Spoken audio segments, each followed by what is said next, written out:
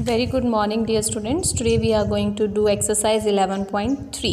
So before doing this exercise, let's know about what is RHS congruence condition. ठीक है, right angle hypotenuse side, मतलब ये right angle होगा एक और एक ये हाइपोटेन्यूज हुआ और एक साइड जो है, दो ट्रायंगल्स अगर हमें दी गई हैं उनमें एक हमारा हाइपोटेन्यूज इक्वल होना चाहिए, एक साइड इक्वल होनी चाहिए, ठीक है, और राइट एंगल होता है, तो वो क्या होती हैं, एक दूसरे की कन्ग्रुएंट होती हैं, ठीक है.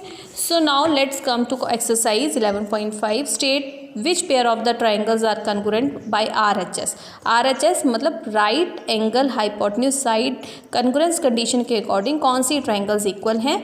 If congruent write in symbolic form. So let's see, ये राइट एंगल आ गया दोनों में, ठीक है, फिर हाइपोटेन्यूज दोनों को इक्वल बता दिया इन्होंने और one side is also equal, so it is congruent. इधर ये राइट एंगल, ये भी राइट एंगल, ठीक है ना, फिर ये हाइपोटेन्यूज दोनों इक्वल बता दिए.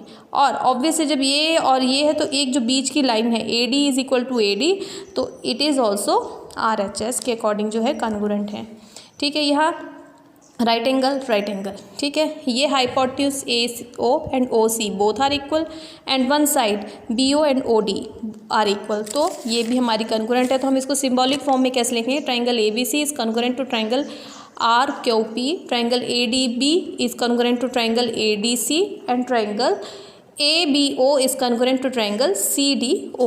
Now next question, second is in the adjoining figure, जो फिगर हमें दी हुई है इसमें AC जो है एंगल C एंगल F दोनों 90 हैं, ठीक है, और एक साइड जो है हमारी ये दी हुई है 5 सेंटीमीटर दी हुई है, ठीक है.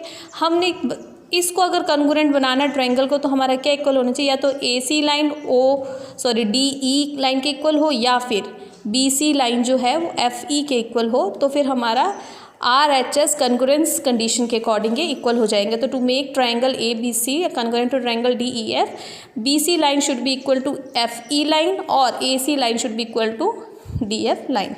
ओके, अब हमारा नेक्स्ट है, हमने शो करना है कि triangle PSQ is congruent to triangle RSQ. ये हमारे ट्राइंगल दिए, ये साइड इक्वल है, ये साइड इक्वल है, यहाँ 90 डिग्री है, तो ऑब्वियस है QS इक्वल टू QS, तो दो साइड्स इसकी इक्वल आ गई और 90 डिग्री आ गया, तो इट इज़ कन्ग्रुएंट. तो हम इसको लिखेंगे किस तरीके से.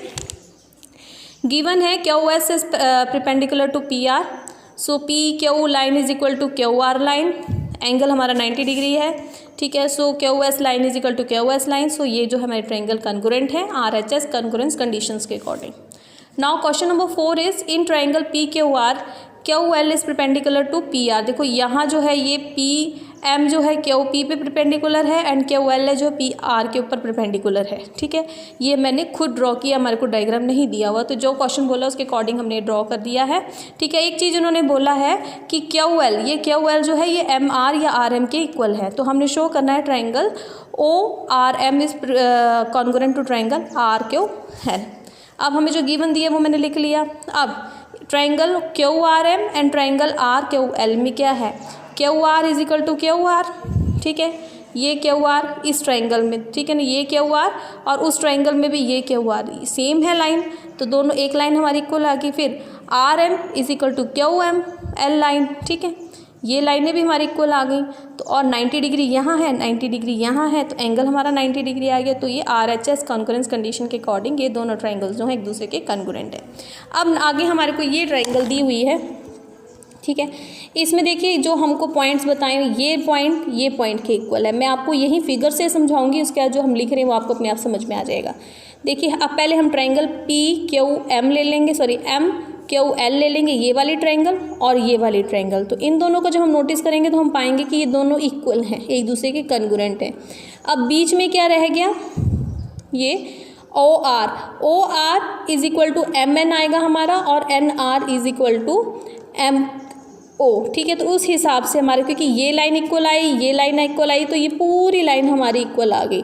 सो QR is equal to PR, ये दोनों लाइनें हमारी इक्वल आ गई, so it is isosceles triangle.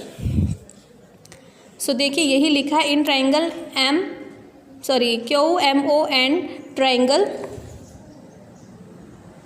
PMN, OM is equal to MN line, QM is equal to MP line, angle O is equal to angle N is equal to 90 degree, इसलिए triangle Q O and triangle P M N दोनों की दोनों एक दूसरे के congruent हैं। That implies Q O line जो है हमारी is equal to N P line. ठीक है, ये लाइन इसके इक्वल आ गई। O R is equal to M N, O R is equal to M N, N R N is equal to M N, ये जो हमारा R N is equal to M N is equal to M O. ठीक है, so that implies line हमारी पूरी Q R is equal to R P. ठीक है, so therefore triangle P Q R is an isosceles triangle. ठीक है, and नहीं होगा, an isosceles triangle. So 5 questions are done of this exercise. Today you will do these questions in your notebook. Till tomorrow, take care, stay healthy, stay safe. Goodbye.